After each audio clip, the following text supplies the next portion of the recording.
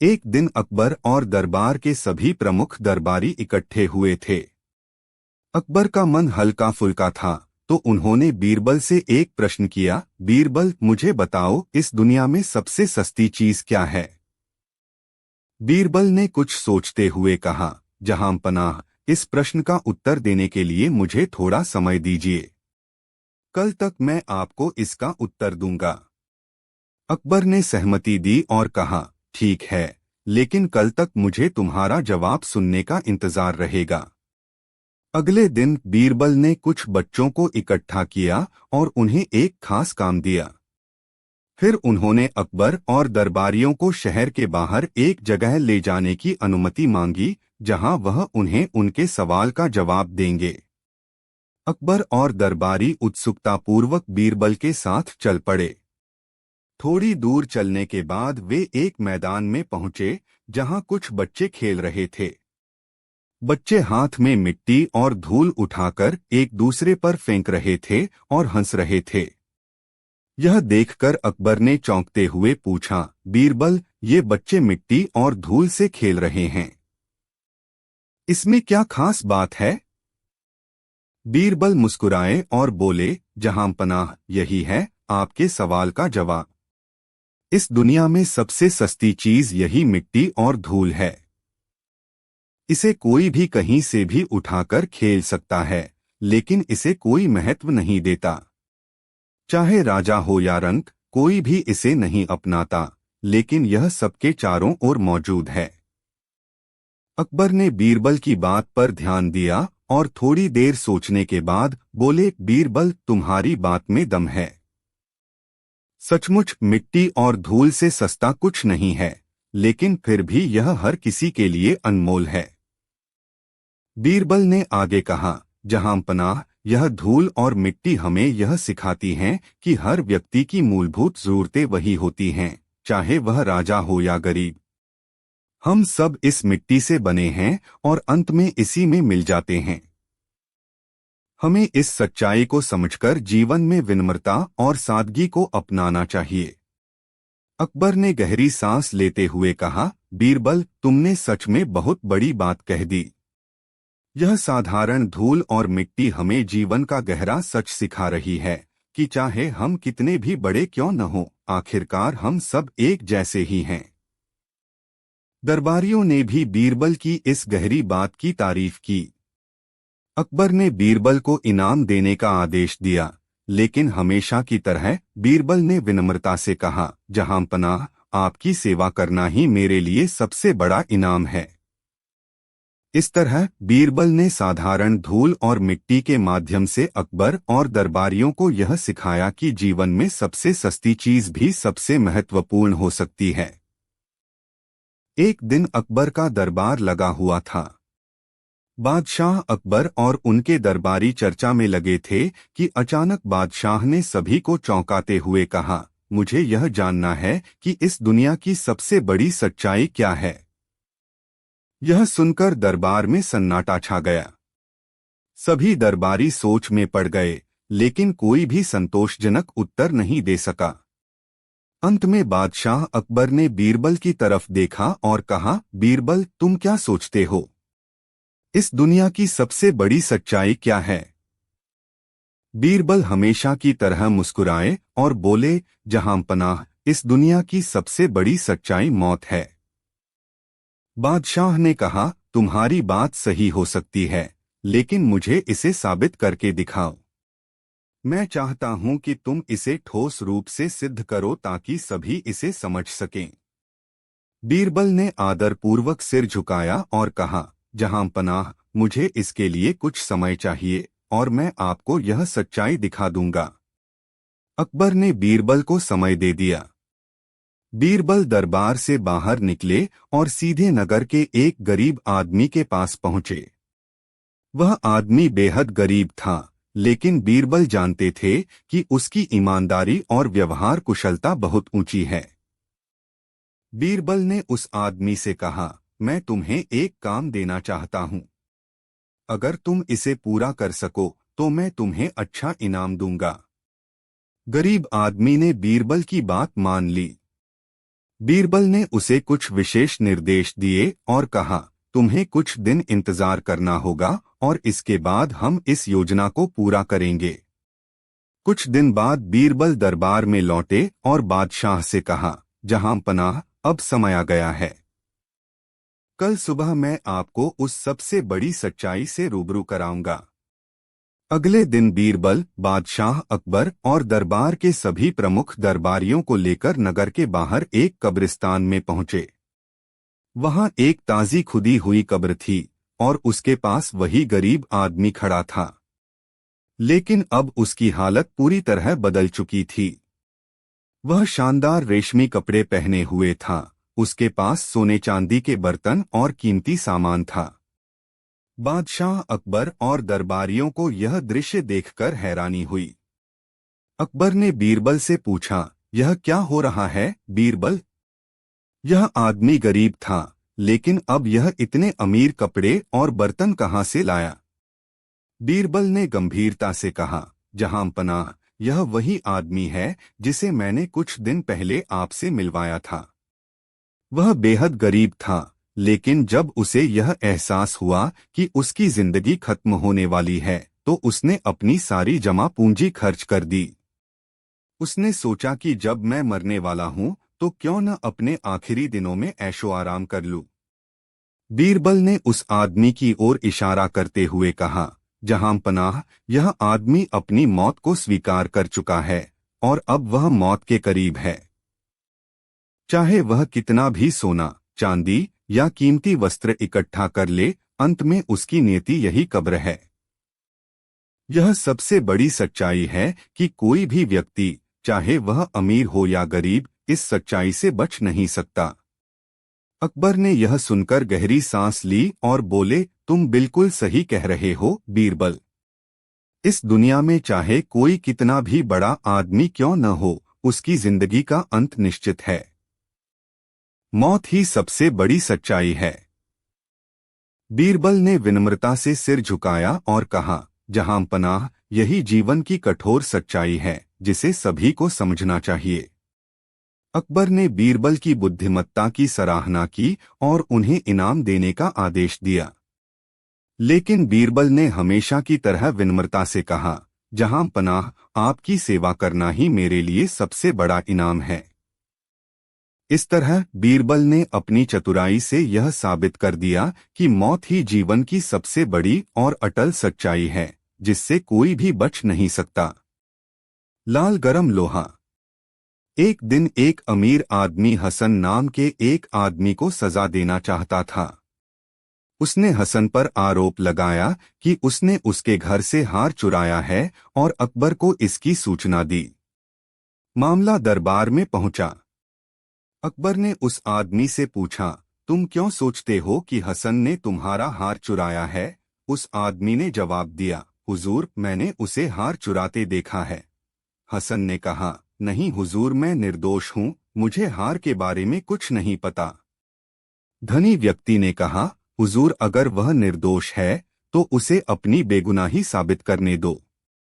मैं गर्म लोहा ले आता हूँ और अगर वह उसे अपने नंगे हाथों में पकड़ सके तो मैं मान लूंगा कि उसने मेरा हार नहीं चुराया है और वह सच बोल रहा है। हसन ने कहा, अगर मैं सच बोल रहा हूँ तो मैं उस गर्म लोहे से अपने हाथ नहीं जलाऊंगा। आप सही कह रहे हैं। भगवान ऐसा ही करेंगे, मैं तुम्हारी रक्षा करूंगा, अमीर आदमी ने कहा। अब हसन के पास कोई चारा नहीं था, सिवाय इसके कि वह अपनी बेगुनाही साबित करने के लिए लाल गर्म लोहा अपने हाथों में थामे और यह साबित करे कि वह सच बोल रहा है। उसने अकबर से उस हार को फिर से खोजने के लिए एक दिन का समय मांगा और वह घर चला गया। उन्होंने बीरबल से सलाह ली। अगले दिन जब वे लौटे तो उन्होंने कहा, मैं इसके लिए तैयार हूं, लेकिन यही बात उस पर भी लागू होनी चाहिए। अगर वह सच बोल रहा है तो लाल गर्म लोहे से उसके हाथ भी नहीं जलने चाहिए। इसलिए उसे अपने दोनों हाथों में लाल गर्म लोहा लेकर आना चाहिए, फिर मैं उस लोहे को अपने नंगे हाथों में थाम लूंगा। अब अमीर आदमी की बोलती बंद हो गई। उसने अकबर से कहा कि वह अपने घर में जाकर अपना हार फिर से खोजेगा, हो सकता है वह कहीं खो गया हो। लिए और वह घर चला गया। उन्होंने बीरबल से सलाह ली। अगले दिन जब वे लौटे तो उन्होंने कहा, मैं इसके लिए तैयार हूं, लेकिन यही बात उस पर भी लागू होनी चाहिए। अगर वह सच बोल रहा है तो लाल गर्म लोहे से उसके हाथ भी नहीं जलने चाहिए। इसलिए उसे अपने दोनों हाथों में लाल गर्म लोहा लेकर आना चाहिए, फिर मैं उस लोहे को अपने नंगे हाथों में थाम लूंगा। अब अमीर आदमी अवाक रह गया। उसने अकबर से कहा कि वह अपने घर में जाकर अपना हार फिर से खोजेगा, हो सकता है कि वह कहीं खो गया हो। अकबर ने अमीर आदमी को सजा देने के लिए हार हसन को देने का आदेश दिया। एक दिन बादशाह अकबर दरबार में आए और बोले, आज हम कुछ अलग करेंगे। मैं उस आदमी को इनाम दूंगा जो मेरे पास सबसे अजीब चीज लेकर आए। दरबार में सभी चुप हो गए। कोई नहीं समझ पा रहा था कि अकबर का सवाल क्या मतलब रखता है। आखिर ऐसी कौन सी चीज हो सकती है जो सबसे अजीब हो?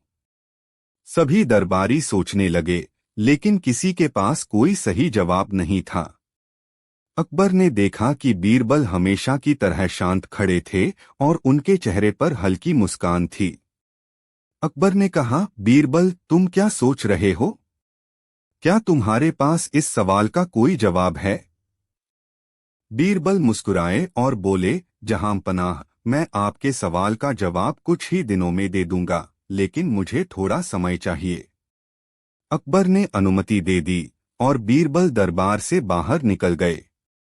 उन्होंने एक गरीब आदमी को बुलाया जो ईमानदार और चालाक था। बीरबल ने उससे एक योजना बनाई और कहा, तुम एक ऐसा बक्सा तैयार करो जिसमें 3 चीजें होनी चाहिए। पहली चीज कुछ ऐसी होनी चाहिए जो बहुत बड़ी हो लेकिन बक्से में आ जाए। दूसरी चीज ऐसी होनी चाहिए जो अधूरी हो, न पूरी और न अधूरी। और तीसरी चीज ऐसी होनी चाहिए जो जीवित हो और फिर भी बक्से के अंदर हो। वह आदमी बीरबल की बात समझ गया और उसे काम पर लग गया। बीरबल ने उसे कुछ दिन दिए ताकि वह इन अजीब चीजों को इकट्ठा कर सके। 3 दिन बाद बीरबल दरबार में पहुंचे और अकबर से बोले, जहां पनाह, आपके सवाल का जवाब मिल गया है। आज ही वह आदमी आपके सामने सबसे अजीब चीज लेकर आएगा। अकबर और दरबारी उत्सुकता से इंतजार करने लगे। थोड़ी देर बाद वह गरीब आदमी दरबार में आया। उसके हाथ में एक छोटा सा बक्सा था। उसने बक्सा अकबर के सामने रख दिया और सिर झुकाकर खड़ा हो गया। अकबर ने कहा, इस बक्से में क्या है? खोलो इसे। आदमी ने बक्सा खोला और सभी दरबारी हैरान रह गए। बक्से में एक छोटा सा बछड़ा, एक अधपकी रोटी और एक जीवित चिड़िया थी। यह देखकर दरबार में हलचल मच गई। अकबर खुद भी हैरान थे। उन्होंने पूछा, यह क्या है और इसमें क्या अजीब बात है? बीरबल आगे आए और बोले, जहां पनाह, इस बक्से में आपके सवाल का जवाब है। सबसे पहली अजीब चीज यह बछड़ा है जो आमतौर पर बहुत बड़ा होता है लेकिन इस छोटे बक्से में समा गया है। दूसरी अजीब चीज यह रोटी है जो न पूरी पकी है न कच्ची। यह आधी अधूरी चीजों का प्रतीक है जो कभी कभी पूरी से भी ज्यादा महत्वपूर्ण हो जाती हैं।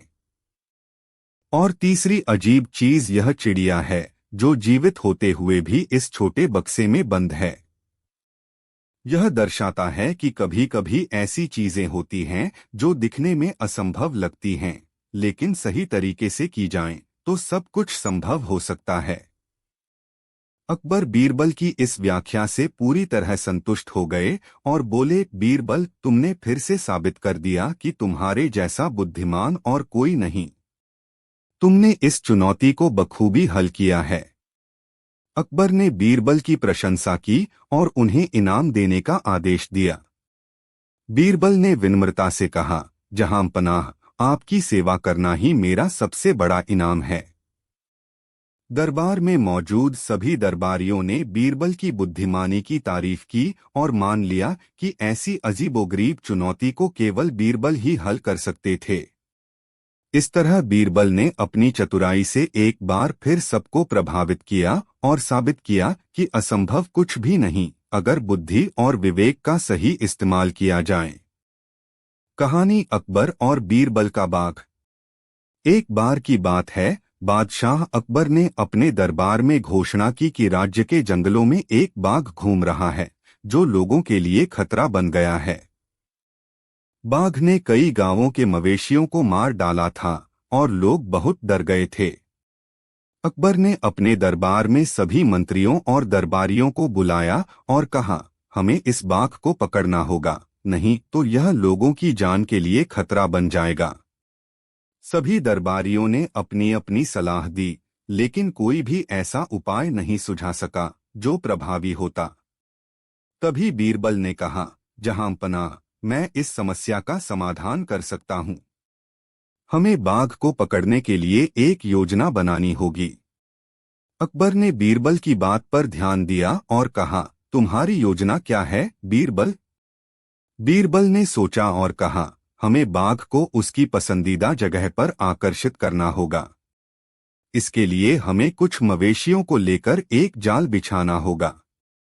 बाघ उन्हें देखकर आएगा, फिर हम उसे पकड़ सकते हैं। अकबर ने इस योजना को स्वीकार कर लिया। उन्होंने कुछ मवेशियों को तैयार करने का आदेश दिया और बीरबल के साथ जंगल की ओर चल पड़े। जंगल में पहुंचकर बीरबल और अकबर ने एक खुली जगह चुनी और वहां जाल बिछाने का काम शुरू किया। उन्होंने कुछ मवेशियों को वहां रखा और आसपास छिप गए। कुछ घंटों बाद बाघ अपनी फुर्ती के साथ आया और मवेशियों की ओर लपका। जैसे ही बाघ मवेशियों के पास पहुंचा, बीरबल और अकबर ने जाल को खींच लिया। बाघ फंस गया, लेकिन उसने बहुत शोर मचाया। अब समस्या यह थी कि उन्हें बाघ को सुरक्षित रूप से पकड़कर गांव तक ले जाना था। बीरबल ने कहा, जहांपनाह, हमें इसे काबू में करना होगा। अकबर ने अपने रक्षकों को बुलाया और उन्होंने बाघ को काबू में करने के लिए योजना बनाई। कुछ समय बाद बाघ को सुरक्षित रूप से पकड़ लिया गया और उसे एक पिंजरे में डाल दिया गया। अकबर ने अपनी योजना सफल होते देख राहत की सांस ली। उन्होंने कहा, बीरबल, तुमने एक बार फिर अपनी बुद्धिमानी साबित की, लेकिन अब हमें यह सोचना होगा कि इस बाघ का क्या किया जाए। बीरबल ने कहा, जहांपनाह, हम इसे जंगल में छोड़ सकते हैं ताकि यह अपनी प्राकृतिक जगह पर वापस जा सके, लेकिन हमें यह सुनिश्चित करना होगा कि यह गांव वालों के लिए खतरा न बने। अकबर ने बीरबल की बात से सहमति जताई। उन्होंने बाघ को जंगल में छोड़ने का निर्णय लिया। बीरबल ने बाघ को पिंजरे से बाहर निकाला और उसे जंगल की ओर ले गए। जब बाघ जंगल में वापस गया तो वह वहां के वातावरण में समाहित हो गया। अकबर और बीरबल ने राहत की सांस ली, क्योंकि उन्होंने न केवल गांव वालों को सुरक्षित किया, बल्कि बाघ को भी उसकी प्राकृतिक स्थिति में वापस भेजा। इस घटना ने एक महत्वपूर्ण संदेश दिया कि हर जीव को उसकी प्राकृतिक स्थिति में रहना चाहिए। अकबर ने महसूस किया कि बुद्धिमानी सिर्फ समस्या का समाधान करना नहीं है, बल्कि हर जीव के जीवन का सम्मान करना भी है। बदकिस्मत नौकर। एक बार की बात है, सुबह के समय दो सैनिक आपस में बातें कर रहे थे। तभी दो सैनिकों में से एक की नजर एक बूढ़े नौकर पर पड़ी जो बगीचे में फूलों के पौधों को पानी दे रहा था। फिर उसने दूसरे सैनिक से पूछा, वह कौन है जो इतनी सुबह सुबह पौधों को पानी दे रहा है? दूसरे सिपाही ने कहा, यह तो बेचारा भिखू है, सारा दिन गधे की तरह काम करता है और फिर भी सड़कों का खा रहा है। तभी दूसरा सिपाही कहता है, उसकी तरफ मत देखो, उसका चेहरा देखने के लिए तुम्हें सारा दिन सड़कों पर खाना पड़ेगा। फिर वे लोग वहां से जाने लगते हैं। फिर सिपाही दूसरे सिपाही से बोलता है, भीकू इतना ही दुखी है तो शहंशाह उसे बाहर क्यों नहीं जाने देता। तभी दूसरा सिपाही कहता है, शहंशाह ऐसा कभी नहीं करेगा, वह एक नेक दिल राजा है और वह कभी गरीबों की रोजी रोटी नहीं छीनेगा।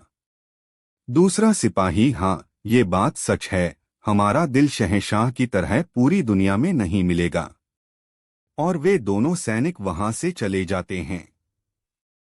फिर सुबह महाराज अकबर की नींद खुलती है और वह जागते हैं और पानी पीने के लिए अपने जल कलश की तरफ बढ़ते हैं, लेकिन कलश में पानी खत्म हो गया है। तभी महाराज ने आवाज लगाई, कोई आया है, पानी लाओ। तभी उन दोनों सैनिकों को राजा की आवाज सुनाई देती है। फिर उनमें से एक कहता है, तुमने सुना, शहंशाह पानी ला रहा है। दूसरा सिपाही, और हाँ, मैं तुरंत एक नौकर को पानी लेकर भेजता हूँ। यहाँ क्या कर रहा है? इसी वजह से शहंशाह की तबीयत खराब हुई है। फिर दोनों सिपाहियों ने भीकू को पीटकर वहां से खदेड़ दिया। तभी एक सिपाही पानी लाने वाले आदमी से कहता है, जितनी जल्दी हो सके हकीम साहब को बुलाओ। महाराज अकबर को पेट दर्द के कारण बिस्तर पर बहुत अधिक उल्टियां होने लगती हैं और वे बिस्तर से गिर जाते हैं, जिससे उनके पैरों में मोच आ जाती है। महाराजा मेरा पीर चिल्लाने लगते हैं और बेहोश हो जाते हैं। रानी पूछती है, नौकरानी, शहंशाह ने सुबह सुबह भीखू का चेहरा देखा। महारानी, शहंशाह सही कह रहे हैं, है न? नौकरानी, यह कैसे संभव हो सकता है? महारानी, कोई हकीम साहब को बुलाने गया है क्या? पानी पीते ही शहंशाह के पेट में दर्द होने लगा। वह बिस्तर से गिर पड़ी और उसके पैर में मोच आ गई। दासी, हाँ, महाराज का इलाज कर रहे हैं, बस ऊपर वाले से प्रार्थना कर रहे हैं कि शिशु ठीक हो जाए। रानी दासी से कहती है, चलो महाराज के पास चलें। महाराज अपने बिस्तर पर आराम कर रहे हैं और उनके पैर पर पट्टी बंधी हुई है। तभी महारानी उनके पास आती हैं। महारानी महाराज से, अब आपका स्वास्थ्य कैसा है? महाराज अकबर, दवा से राहत महसूस हो रही है। महारानी, अब आप आराम करें। महाराज अकबर, महारानी कहाँ हैं? मेरे दरबार में जो बहुत से काम दिख रहे हैं वे अधूरे रह जाएंगे। महारानी, तुम जिद्दी क्यों हो? महाराज अकबर, यह कोई हठ नहीं है। शहंशाह सोया रहेगा तो देश कैसे बढ़ेगा? शहंशाह उसके दरबार में बैठता है और दरबारी शहंशाह सलामत रहे कहते हुए दरबार में आने लगते हैं। बीरबल भी दरबार में उपस्थित हैं। महाराज दरबारियों से, सबसे पहले यह बताओ कि झुंड मैग्नोलिया से आए हैं या नहीं? दरबारी, नहीं, जहां चीनी व्यापारियों ने उन भेड़ों को हमसे दुगने दाम पर खरीदा था। महाराज, हम हमारे जासूस गाड़ियों के बारे में क्या खबर लाए हैं? जासूस खबर अच्छी नहीं है हजूर, बाघ हमारी सेना पर हमला कर सकते हैं। तभी कोर्ट में मौजूद सभी लोग यह सुनकर डर के मारे बाहर चले जाते हैं। तभी एक और दरबारी आता है। शहंशाह सलामत रहे कहते हुए दरबार में आता है। महाराजा दरबारी से, रहमान, क्या खबर लाए हो? दरबारी, खबर अच्छी नहीं है हुजूर, के रेगिस्तान में हमारी सेना को हार का सामना करना पड़ा और हमारे बहुत से योद्धा भी मारे गए। यह सुनकर सभी लोग चौक पर चले जाते हैं। तभी दूसरा दरबारी आता है और कहता है, मैं बुरी खबर लाया हूं। दरबारी, आपका पसंदीदा घोड़ा रुस्तम चल बसा हुजूर। महाराज अकबर, रुस्तम बस गया? दरबारी, जी हुजूर, रुस्तम बस गए। और यह कहकर दरबारी रोने लगता है। महाराज अकबर मन ही मन बोलते हैं, कैसा मनहूस दिन है, एक भी अच्छी खबर नहीं आई। क्या इसका कारण वह मनहूस भीखू नहीं है जिसका चेहरा मैंने सुबह देखा था? एक दरबारी, कारण यह है कि हुजूर, सुबह सुबह उसका चेहरा देखने के बाद चारों तरफ से बुरी खबरें आने लगती हैं। तभी दूसरा दरबारी कहता है, इसी कारण से हमें मंगोलिया की भेड़ें नहीं मिली। जासूस और विद्रोही फिर से विद्रोह करने लगते हैं। तब महाराज क्रोधित होने लगे। दूसरा दरबार, दुश्मनों को नाकों चने चबवाने वाली हमारी सेना को भी हार का सामना करना पड़ा। महाराज का क्रोध बढ़ने लगा। दरबारी रुस्तम भी तुम्हें छोड़कर चला गया। दूसरा दरबारी, हो ना हो, यह सब उसी दुष्ट भीखू की वजह से हो रहा है। महाराज क्रोध से लाल हो गए। तभी एक दरबारी कहता है, इससे पहले कि हम आएं और उसे कष्ट हो, उसे फांसी दे दो। यह सुनकर बीरबल चौंक जाता है, यह भाई क्या कह रहा है। तब सभी उपस्थित दरबारी बोलने लगे, हाँ, हुजूर ने उसे फांसी दे दी। उसे फांसी कहकर पुकारने लगे और उसकी फांसी की मांग करने लगे। महाराज गुस्से से बोले, ठीक है, कल सुबह सूरज निकलने से पहले भीखू को फांसी दे दी जाएगी। यह सुनकर बीरबल चौक से चला जाता है। बीरबल को महाराज का यह फैसला पसंद नहीं आता। यह बात बीरबल के चेहरे पर झलक रही थी। सभी दरबारी बीरबल को छोड़कर भीखू को फांसी देने की मांग कर रहे थे। बीरबल उदास चेहरा लिए खड़ा था। तभी महाराज बीरबल से पूछते हैं, लगता है आप हमारे फैसले से खुश नहीं हैं। बीरबल बोले, नहीं, मैं तुम्हें किसी भी मापदंड पर नहीं आंकता। बीरबल, लेकिन मैं कुछ कहना चाहता हूं। बीरबल, आपको मंगोलिया की भेड़ें नहीं मिली तो इसमें भिखू का क्या नियम है। बीरबल, बागी तो अक्सर अपना सिर उठाता रहता है, हुजूरे बाला, भीखू उसके लिए यह कैसे करता है। फिर महाराज सोचने लगते हैं। बीरबल, जहां तक राजस्थान में हमारी सेना का सवाल है, युद्ध के मैदान में हारना ही जीत है, हुजूर ए बाला। बीरबल, हमने बहुत से लड़ाई जीत ली है, लेकिन भीखू को हरे रंग के लिए निर्दोष नहीं ठहराया जा सकता। फिर महाराज सोचते हैं और बीरबल की ओर देखते हैं। बीरबल, अपने पसंदीदा घोड़े रुस्तम की मौत का दुख आपको भी उतना ही है जितना आपको, लेकिन जरा सोचिए, वह बूढ़ा था, उसे आज नहीं तो कल जाना ही था। बीरबल, और रहा सवाल आपके पेट के दर्द का, बेचारे भीखू का क्या कसूर है, वो तो पानी पिलाकर आपकी सेवा कर रहा था। बीरबल, मुझे लगता है कि आपके पेट में दर्द कल रात शाही दावत में ज्यादा खाने के कारण है। बीरबल, आप सावधानी बरतें। आप और यहाँ उपस्थित सभी दरबारी भीखू को बदकिस्मत मानते हैं, लेकिन भीखू के लिए तो आप ही सबसे बड़े बदकिस्मत हैं, हजूरे बाला। करें। यह सुनते ही महाराज अकबर तीव्र क्रोध से बीरबल की ओर देखने लगे और दरबार में उपस्थित लोग भी क्रोध से उनकी ओर देखने लगे। बीरबल, तुम कहते हो कि तुमने सुबह भीखू का चेहरा देखा, तो उसने भी सुबह तुम्हारा चेहरा देखा। तुम तो शहंशाह हो, लेकिन भीखू, उस बेचारे को तुम्हें पानी पिलाने के अपराध में फांसी हो जाएगी। बीरबल, जरा सोचो, यह कैसा न्याय है। महाराज अकबर, बीरबल, तुमने हमारी आंखें खोल दी, हमें अंधविश्वास के जाल में फंसने से बचा लिया। तुम किसी निर्दोष को फांसी नहीं देते और बहुत बड़ा अपराध करते। हम भीखू की सजा वापस लेते हैं। महाराज अकबर, बीरबल, तुमने हमारी आंखें खोल दी, हमें अंधविश्वास के जाल में फंसने से बचा लिया। तुम एक निर्दोष को फांसी देकर इतना बड़ा अपराध न करते। हम भीखू की सजा वापस ले लेते, और उनका हुक्म है कि अगर मन हो तो कोई भीखू किसी को नीच कहता हुआ पाया जाए तो चौराहे पर 100 कोड़े मारे जाएंगे। महाराज की यह बात सुनकर बीरबल प्रसन्न हुआ और उसका दिल खुश हो गया। सभी दरबारियों के चेहरे उतर जाते हैं। दूसरे दिन सुबह सुबह भीखू बीरबल के घर का दरवाजा खटखटाकर चुप हो जाता है। बीरबल, कौन कौन है, पुकार रहा हूं। भीखू, मैं हुजूर हूं। भीखू चुपचाप बोलता है ताकि बीरबल उसका चेहरा न देख सके। भीखू, मैं आपको धन्यवाद देने आया हूं।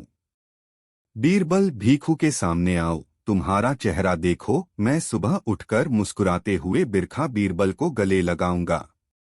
वीडियो पसंद आए तो चैनल को लाइक। कहानी अकबर और बीरबल का बकरा।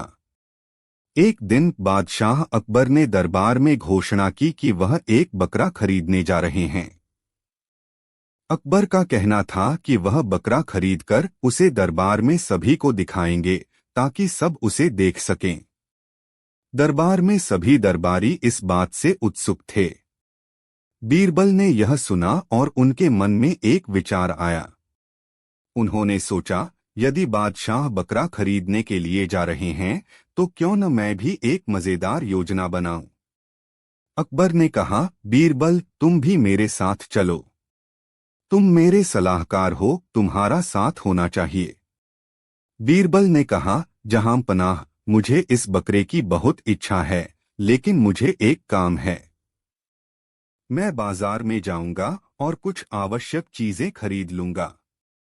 अकबर ने सहमति दी और बीरबल बाजार चला गया। वहां उसने एक अद्भुत योजना बनाई। उसने बाजार में एक साधारण बकरा खरीदा, लेकिन उसके साथ एक छोटे से बकरी के बच्चे को भी खरीद लिया। बीरबल बकरी और बकरी के बच्चे को लेकर दरबार वापस आया। जब अकबर ने बीरबल को बकरी के साथ देखा तो वह हैरान रह गए। बादशाह ने पूछा, बीरबल तुमने यह क्या किया? तुमने तो बकरा खरीदने का कहा था, यह क्या है? बीरबल ने मुस्कुराते हुए कहा, जहां पनाह, मैंने बकरा खरीदा है, लेकिन मैं जानता था कि आप इस बकरी को देखकर खुश होंगे। यह बकरी के बच्चे के साथ है, जो और भी प्यारा है। अकबर ने कहा, अच्छा, लेकिन यह बकरी का बच्चा किसके लिए है? बीरबल ने जवाब दिया, जहां पनाह, यह बकरी का बच्चा आपके लिए है। मैं चाहता था कि आप खुश रहें। अकबर ने हंसते हुए कहा, तुम हमेशा कुछ न कुछ नया करते रहते हो बीरबल। लेकिन मुझे बताओ, तुम बकरी के बच्चे का क्या करोगे? बीरबल ने कहा, जहां पनाह, मैं इसे अपने घर ले जाऊंगा और इसे पालूंगा। यह बहुत प्यारा है और मुझे खुशी देगा। बादशाह ने कहा, ठीक है, तुम यह बकरी का बच्चा रख सकते हो। लेकिन मैं चाहता हूं कि तुम मुझे यह बताओ कि तुमने बकरा कहाँ रखा है। बीरबल ने कहा, जहां पनाह, मैंने बाजार में एक अनोखा बकरा देखा जो बहुत बड़ा और खूबसूरत था। लेकिन जब मैं उसे खरीदने गया तो वह बहुत महंगा था। इसलिए मैंने यह साधारण बकरा और उसका बच्चा खरीदा। अकबर ने मुस्कुराते हुए कहा, तुमने एक अद्भुत योजना बनाई है। मुझे तुम्हारी चतुराई पसंद है। इस पर बीरबल ने कहा, जहां पनाह, मैंने सीखा है कि असली खुशी चीजों में नहीं होती, बल्कि उन्हें किस प्रकार से देखा जाए। बादशाह ने कहा, बिल्कुल सही कहा बीरबल। तुम्हारी बुद्धिमानी और हास्य ने हमें फिर से सिखाया है कि जीवन में हमेशा एक नया दृष्टिकोण रखना चाहिए। इस तरह अकबर और बीरबल की दोस्ती और उनकी मजेदार बातचीत ने सभी को हंसाया और एक सीख दी कि असली खुशी हमेशा हमारे दृष्टिकोण में होती है। मुल्ला लज्जित हुए। एक दिन सभा में बैठे बादशाह अकबर ने बीरबल को पगड़ी बांधने की कला की तारीफ की। उसी सभा में मुल्ला दो प्याजा नामी एक बादशाह का मुंह लगा सरदार था। बीरबल की तारीफ बादशाह से वह न सुन सका। मन ही मन अपने अपमान से चिढ़कर मुल्ला ने कहा, इसमें कौन सी बड़ी बुद्धिमानी है जिसकी इतनी बड़ाई से हा रही है? इससे कहीं अच्छी पगड़ी तो मैं बांध सकता हूँ। बादशाह ने प्रसन्न होकर दूसरे दिन मुल्ला को अपनी कला प्रदर्शित करने को कहा तथा उस दिन के आवश्यक कार्यों को निपटाकर बादशाह महल में चले गए। मुल्ला मन ही मन आनंदित हो रहे थे। दूसरे दिन बड़े प्रातः ही उठकर नित्य कर्म से निवृत्त हो सभा में समय से पहले ही जा पधारे। जो दरबारी आते वे देखते ही मुल्ला की पगड़ी की तारीफ करते। अंत में बीरबल सहित बादशाह भी आए। बादशाह को मुल्ला की पगड़ी देखकर बहुत प्रसन्नता हुई। बादशाह मुल्ला की पगड़ी की तारीफ करते हुए बोले, यह तो बीरबल की पगड़ी से सचमुच कहीं अच्छी बंधी है। यह सुनकर बीरबल बोले, जहांपना, यह मुल्ला साहब की करामात नहीं है बल्कि इनकी स्त्री की है। वास्तव में तारीफ योग्य इनकी स्त्री है, न कि मुल्ला। उसी के सहयोग से आज यह उस सम्मान का प्राप्त हुए। यदि मेरी बात सत्य नहीं है तो मुल्ला साहब अपनी पगड़ी खाल दें और हुजूर के सामने दोबारा बांधे। यदि ऐसी ही सुंदर पगड़ी दोबारा बांध लेंगे तो ठीक है, अन्यथा फिर यही समझा जाएगा कि इन्होंने अपनी स्त्री से बंधवाई है।